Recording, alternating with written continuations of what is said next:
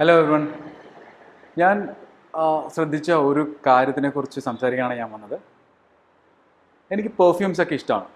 അപ്പോൾ റീസെൻ്റ്ലി ഞാനൊരു ബോട്ടിൽ പെർഫ്യൂം വാങ്ങിച്ചപ്പോൾ അത് സെയിൽ ചെയ്ത ആൾ എൻ്റെ അടുത്ത് പറഞ്ഞു, ഇത് 12 മണിക്കൂർ ഫ്രിഡ്ജിൽ വെക്കണം. അതുപോലെ തന്നെ എൻ്റെ ഒരു ഫ്രണ്ട് പെർഫ്യൂംസിൽ എക്സ്പേർട്ടായി അതിരിക്കുന്ന ഒരാളുണ്ട്. അപ്പം എൻ്റെ അടുത്ത് അദ്ദേഹം പറഞ്ഞു, നീ വെളിയിൽ നിന്നൊക്കെ പെർഫ്യൂം വാങ്ങിക്കുവാണെങ്കിൽ അത് ഒരു 48 hours കീപ്പ് ചെയ്ത് കഴിഞ്ഞിട്ടേ അത് യൂസ് ചെയ്യാവുള്ളൂ. അതുപോലെ തന്നെ നമ്മൾ സൺഗ്ലാസുകൾ ഒരിക്കലും കാറിൽ വെക്കാൻ പാടില്ല, കാര്യം അത് ചീത്തയായി പോകും അല്ലേ. ഞാൻ എന്താ ഇതൊക്കെ പറഞ്ഞതെന്ന് പറഞ്ഞാൽ ഒരു കാര്യത്തിലോട്ട് കണക്ട് ചെയ്യാൻ വേണ്ടിയാണ്. ഞാൻ റീസെൻ്റ്ലി ഒരു മെഡിക്കൽ ഷോപ്പിൽ പോയപ്പോൾ ഞാൻ നോട്ടീസ് ചെയ്തൊരു കാര്യമുണ്ട്. ഭൂരിഭാഗം മെഡിസിൻസും ഷെൽഫിൽ വെളിയിൽ വെച്ചേക്കാണ്. നമുക്കറിയാമല്ലോ, കേരളത്തിൽ ഏകദേശം ഒരു 22,000 മെഡിക്കൽ ഷോപ്പുണ്ട്. മിക്കവാറും എല്ലാ മെഡിക്കൽ ഷോപ്പുകളിലും ഇങ്ങനെ തന്നെയാണ്.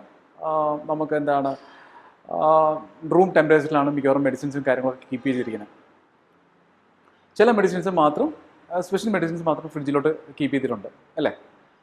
ഞാൻ പറയുന്നത് എന്താണെന്ന് വെച്ചാൽ എൽ നിനോ എന്ന് പറഞ്ഞാൽ ഒരു പ്രതിഭാസം സംഭവിച്ചുകൊണ്ടിരിക്കുകയാണ്. അപ്പോൾ അതിൻ്റെ എഫക്റ്റ് കേരളത്തിലും സംഭവിക്കാം. അപ്പോൾ അതിൻ്റെ ഭാഗമായിട്ട് വളരെയധികം ചൂട് കൂടാനുള്ള സാധ്യതയുണ്ട്. അപ്പോൾ നമ്മുടെ മെഡിക്കൽ ഷോപ്പുകളിൽ ഇരിക്കുന്ന അത് ഭൂരിഭാഗം മെഡിക്കൽ ഷോപ്പുകളും എന്താണ്, എയർ കണ്ടീഷൻഡ് അല്ലാത്തൊരു ഫെസിലിറ്റി ആയിരിക്കും. അതിൻ്റെ ഷെൽഫുകളിലൊക്കെ കീപ്പ് ചെയ്തിരിക്കുന്നതാണ്. മിക്കവാറും അലൂമിനിയം ഫോയിലും കാര്യങ്ങളൊക്കെയാണ് ഈ മെഡിസിൻസൊക്കെ വെച്ചിരിക്കുന്നത്. പക്ഷേ നമ്മൾ മെഡിസിൻ എടുത്ത് നോക്കുകയാണെങ്കിൽ അത് 25 to 30 ഡിഗ്രി സെൽഷ്യസിൽ കീപ്പ് ചെയ്യാനാണ് പറയുന്നത്. ഈ ഒരു അവസ്ഥയിൽ നമ്മൾ ഈ മെഡിസിൻസ് നമ്മൾ ഷെൽഫിൽ കീപ്പ് ചെയ്താൽ ടെമ്പറേച്ചർ കൂടുന്നതുകൊണ്ട് ഡ്രഗ് ഡീഗ്രഡേഷന് കാരണമാവുകയും അതിൻ്റെ എഫിക്കൻസി കുറയുകയും ചെയ്യാനുള്ള ചാൻസ് ഉണ്ട്.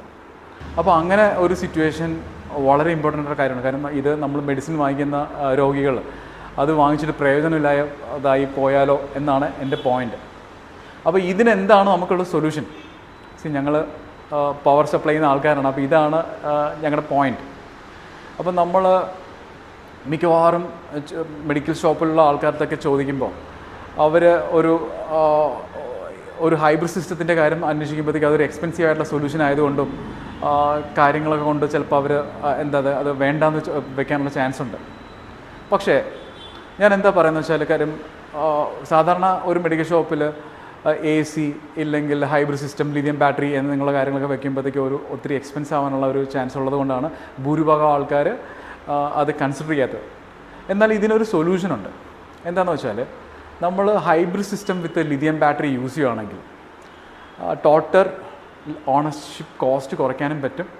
അതുപോലെ തന്നെ ഒരു അൺലിമിറ്റഡ് പവറും ഇലക്ട്രിസിറ്റി ബില്ല് കുറയ്ക്കാനും, അതുപോലെ തന്നെ എപ്പോഴും AC വെച്ചുകൊണ്ട് ടെമ്പറേച്ചർ മെയിൻറ്റെയിൻ ചെയ്യാനും പറ്റും. അതുകൊണ്ട് മെഡിസിൻ ചീത്തയായി പോകത്തില്ല. അതുപോലെ തന്നെ മെഡിക്കൽ ഷോപ്പിൽ വർക്ക് ചെയ്യുന്ന ഫാർമസിസ്റ്റ് ഇല്ലെങ്കിൽ അവിടുത്തെ എംപ്ലോയീസിന് അവരുടെ വെൽബീയിങ്ങിനും ഇത് ഒരു വലിയ ഫാക്റ്റായിരിക്കും. ഇപ്പം മെഡിക്കൽ ഷോപ്പിലുള്ള ഫാർമസിസ്റ്റുകളോ ഇല്ലെങ്കിൽ മെഡിക്കൽ ഷോപ്പ് ഓണേഴ്സോ ഇത് കാണുവാൻ ഇടയാവുകയാണെങ്കിൽ നിങ്ങളൊന്ന് ആലോചിച്ച് നോക്ക്. ഞാൻ ഈ പറയുന്ന ഫാക്ട്സൊക്കെ ഒരു പോയിൻ്റ് അല്ലേ.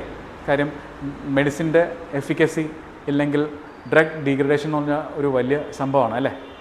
അപ്പോൾ ഈ വരാൻ പോകുന്ന ചൂട് കാലത്ത് വളരെയധികം ഇമ്പോർട്ടൻ്റ് ആയിട്ടുള്ള ഒരു കാര്യമാണ്. അപ്പം ഇത് എല്ലാവരും, ഈ മെഡിസിൻ സപ്ലൈ ചെയിൻ ഹാൻഡിൽ ചെയ്യുന്ന ആൾക്കാരും ഇല്ലെങ്കിൽ ഡ്രഗ് കൺട്രോളേഴ്സും എല്ലാവരും നോട്ടീസ് ചെയ്തിട്ട് തീർച്ചയായിട്ടും എല്ലാ മെഡിക്കൽ ഷോപ്പുകളിലും ഒരു എയർ കണ്ടീഷനായിട്ടുള്ള ഫെസിലിറ്റി വെക്കണം എന്നാണ് ഞാൻ നിർദ്ദേശിക്കുന്നത്.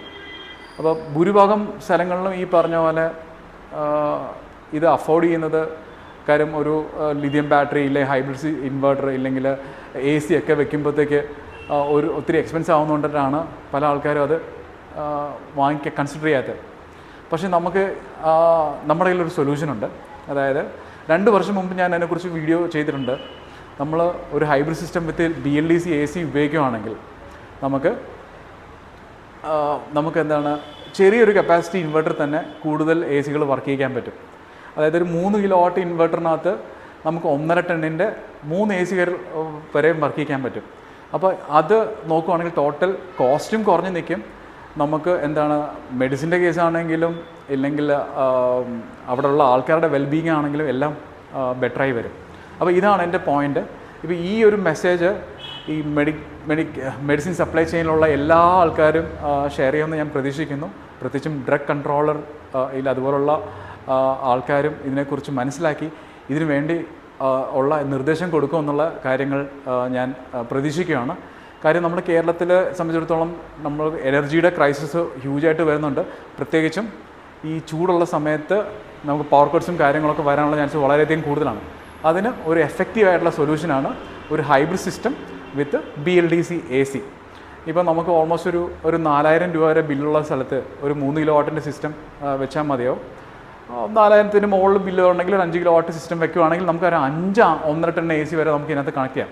മനസ്സിലായി? അപ്പോൾ അതാണ് എൻ്റെ ഒരു ഹ്യൂജ് ആയിട്ടുള്ളൊരു ഒരു സംഭവമാണ്. നമുക്ക് സാധാരണതയ്ക്ക് ഒരു 1.5 ടണ്ണിൻ്റെ AC നമ്മൾ കണക്ട് ചെയ്യുകയാണെങ്കിൽ എന്നിട്ട് ഇത് പ്രവർത്തിക്കണമെങ്കിൽ ഒരു 12 കിലോ വാട്ടിന് ഇൻവെർട്ടർ വരും. അപ്പം